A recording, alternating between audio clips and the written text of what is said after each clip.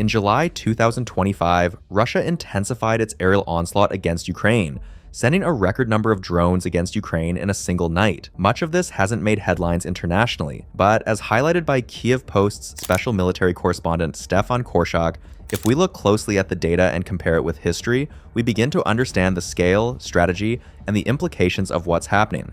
According to the Ukrainian Air Force, Russia is launching between 50 and over 700 drones and missiles at Ukraine every day. The daily average involves between several dozen to hundreds of individual threats, mostly from Shahed drones supplemented by cruise missiles. On some days, such as July 4th and 9th, well over 500 aerial threats were detected in a single 24-hour window.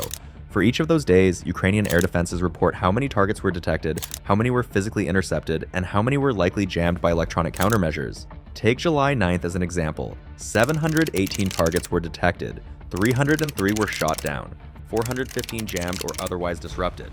Korshak draws attention to a number of features these figures reveal. Russia's ongoing air campaign against Ukraine is one of the largest in recent memory, comparable in scale to the Nazi Blitz on Britain and surpassing anything seen since the Balkan Wars. The pattern of attacks typically involves several days of smaller-scale drone and missile strikes, likely to probe Ukraine's air defenses, followed by concentrated high-volume bombardments directed on one or two individual cities. Ukraine remains largely unable to currently intercept ballistic missiles. The main limiting factor on their use by Russia appears to be its own missile stockpiles, not Ukrainian defenses. Contrary to official claims, the data does not show that Ukrainian air defenses are consistently improving against drones, but appears more effective at intercepting the larger numbers of targets that make up these massed assaults. The data also suggests that cities more frequently attacked tend to have higher interception rates. That may reflect experienced local defenses combined with more robust air defense infrastructure in those regions. By contrast, cities less frequently hit may be more vulnerable when they do become targets.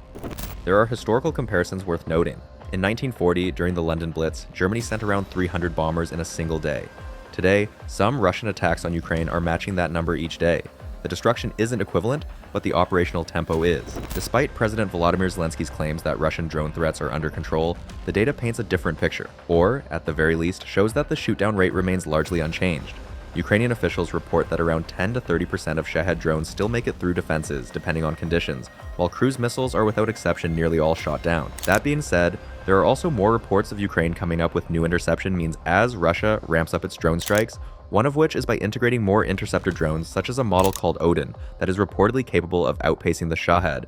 Korshak notes that Ukraine often develops and fields multiple weapons projects led by independent teams in parallel and mostly funded through crowdsourcing, with minimal oversight from its military leadership. Ballistic missiles are a different story. Ukrainian defenses are rarely able to stop them. This is due, in part, to a shortage of Patriot systems and their interceptor missiles. Although several countries have pledged more Patriot units, actual delivery timelines stretch into 2026 and beyond, with the recent news of more coming seeming more like lip service than actual remedial action for Ukraine. Elsewhere, US military counter-drone doctrine appears to be lagging behind battlefield realities. The latest US armor doctrine advises that when facing drone threats, a tank platoon should spread out within a 150 meter by 150 meter area, with each tank using its weapons to target incoming FPV drones, threatening the other tanks. Korshak suggested that any grandmother living close to the front would know better, adding that if US troops are to follow the manual, they would be wiped out within an hour, if not in much less time. There's also talk of the US exploring Ukrainian drone tech, but skepticism remains. With scaled-up production, Ukraine's drones could undercut major US manufacturers, making it unlikely that Washington's defense industry lobbyists would allow such competition to take root. Despite growing talk of peace negotiations and promised Patriot systems that may or may not ever arrive, Russia's drone war against Ukraine is only escalating.